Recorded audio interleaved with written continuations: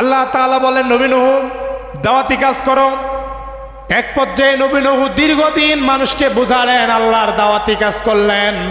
দেখা গেল ঈমান শুধুমাত্র কয়েকজন মুষ্টি কয়েকজন ইরাক দেশের মেসোপটেমিয়ার শহরে অসংখ্য মানুষের মধ্য থেকে মাত্র 40 জোড়া ঈমান এনেছে।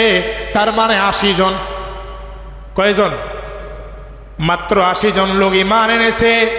জীবন বয়ে দিয়েছে 950 বছর। আল্লাহ বলেন, নবী নূহ আর কি ঈমান আনবে না? নবী নূহ ডাক দেবেন, আল্লাহ এই 80 জন বাদ দিয়ে যারা আছে এরা আমার মনে হয় কেউ ঈমান আনবে না, কারণ এদেরকে অসংখ্য দাওয়াত দিয়েছি, এরা ঈমান আনে নাই। আমার বিশ্বাস এরা ঈমান আনবে না। নবী নূহ বললেন যে, আল্লাহ তোমার যে গজবের সিদ্ধান্ত দিয়েছিলাম 80 জনকে বাদ দিয়ে বাকি সবাইকে গজব দাও, কারণ এরা গজব দেখার পরে হয়তোবা তোমাকে বিশ্বাস করবে। অনেক ব্যক্তি আছে স্বচক্ষে না দেখলে বিশ্বাস করে, ও স্বচক্ষে দেখবে। মূসা আল্লাহকে বলতেছে, আল্লাহ আমি তোমাকে বলতেছি তুমি আমার সাথে দেখা করো। কি করো? আল্লাহ বলছে তোমার কি বিশ্বাস হয় না?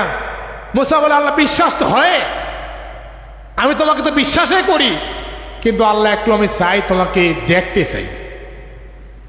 এই নূহর জাতির লোকেরা বলে, নূহ কিসের তুমি গজবের কথা বলো, এগুলো গজবটা তো আমরা বিশ্বাস করি না।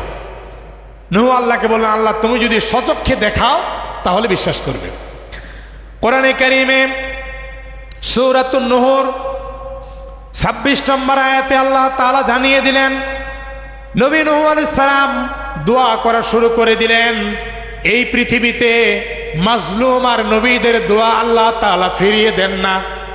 নবীজি বলেছেন, ওয়াত্তাকি দাওয়াতাল মাজলুম, মাজলুম যে দোয়া করে সাথে সাথে আল্লাহর দরবারে কবুল হয়ে যায়। আরেকটা হলেন নবী, নবীরা যা দোয়া করে আল্লাহ রাব্বুল আলামিন সাথে সাথে কবুল করে নেন। এজন্য মাজলুম ব্যক্তিকে কষ্ট দিবেন না, মাজলুমকে আঘাত করবেন না, কারণ মাজলুমের অন্তর কেঁপে গেলে সাথে সাথে রাব্বুল আলামিন দোয়া কবুল করে নিবে।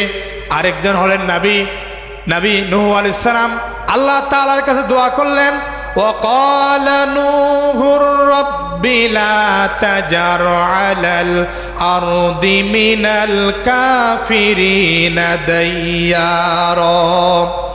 নবী নূহ বললেন যে, আল্লাহ এই কাফেরের যা আন্ডা বাচ্চা আছে, বংশ গোষ্ঠী আছে, সব ধ্বংস করে দাও, এদের রাখার কোনো প্রয়োজন নেই, শুধুমাত্র যারা ঈমান এনেছে এদেরকে রাখেন। আল্লাহ তাআলা বললেন, দোয়া কবুল। বলেন সুবহানাল্লাহ। নবীদের দোয়া আল্লাহ তাআলা ডিরেক্ট কবুল করে নেন। আল্লাহ তাআলা বললেন যে, নবী নূহ তোমার দোয়া কবুল।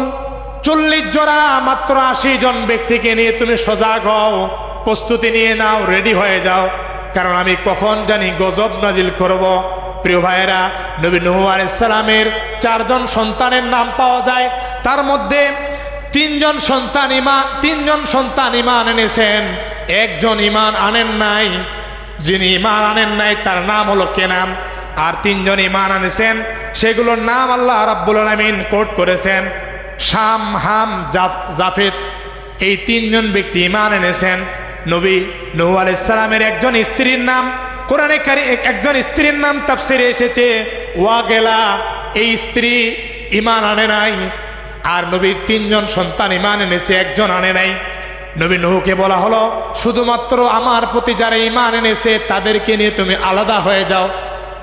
এখন যে সন্তান আর স্ত্রীরা ঈমান আনে নাই, তারা এখন আমার দলে না দলের বাইরে? বলেন ভাইরা, বলেন। আল্লাহ ডিরেক্ট বলে দিলেন, যারা ঈমান এনেছে তাদের নিয়ে প্রস্তুতি নাও, আলাদা হও, তোমাদেরকে বাঁচাই দিব। কিন্তু যারা ঈমান আনে নাই, তোমার যাই হোক তাদেরকে আলাদা করো, তোমার সাথে আসা যাবে না।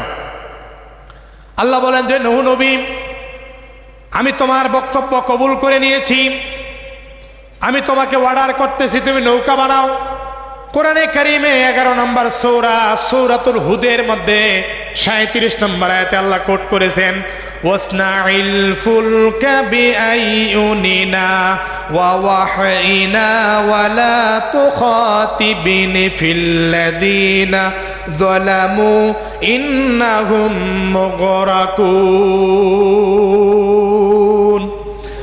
আল্লাহ তাআলা বলেন ওয়াসনাইল ফুলকা বিআইউনিনা, ও নূহ নবী তুমি নৌকা বানাও আমার অর্ডারে। আমি আল্লাহ তাআলা জয়টা পেরেক দিতে বলবো, এটা পেরেক হবে। জয়টা তক্তা দিব, তত তক্তা হবে। দৈর্ঘ্য কত, প্রস্থ কত, কি পরিমাণ লোক ধরবে, কিভাবে বানাতে হবে, আমি আল্লাহ আসমান থেকে তোমাকে জানিয়ে দিব। এর বাইরে তুমি নৌকা বানাবা না, আমি যা বলবো সে অনুযায়ী তুমি নৌকা বানাও। তার মানে নূহর নৌকার পক্ষে আল্লাহ বক্তব্য দিচ্ছেন, ঠিক কিনা? নবী নূহ আলাইহিস সালাম নৌকা বানা শুরু করেন। আমার ভাইয়েরা, এমন সময় নৌকা বানায় যেই সময় 100 কিলো দূরেও কোনো নদী এবং বৃষ্টি দেখা যায় না, শুধু হাহাকার মরুভূমি। মানুষেরা বলে নবী নূহ তুমি তো পাগল হয়ে গিয়েছ। কারণ গরমের সময় যদি কোনো ব্যক্তি কোট আর লেপ তো সব নিয়ে হাঁটাহাঁটি করে, আপনি বলবেন আসলেই পাগল হয়ে গিয়েছে। যদি কোনো ব্যক্তি ঠান্ডার সময় শুধু গেঞ্জি আর হাফ প্যান্ট পরে হাঁটে, আপনি বলবেন আসলেই সে পাগল হয়ে গিয়েছে। নবী নূহর যেই কাজটি শুরু করলেন, দেখা গেল আশেপাশে কোনো জায়গায় সমুদ্র নাই, নদী নাই, বৃষ্টি নাই, সাগর নাই, কিন্তু নবী নূহ হাহাকার মরুভূমির বালার মধ্যে নৌকা তৈরি করে কাফেররা বলে নূহরে এতদিন তোমাকে পাগল ভেবেছিলাম, আজকে আসলেই বিশ্বাস করিয়ে দিলে যে তুমি পাগল।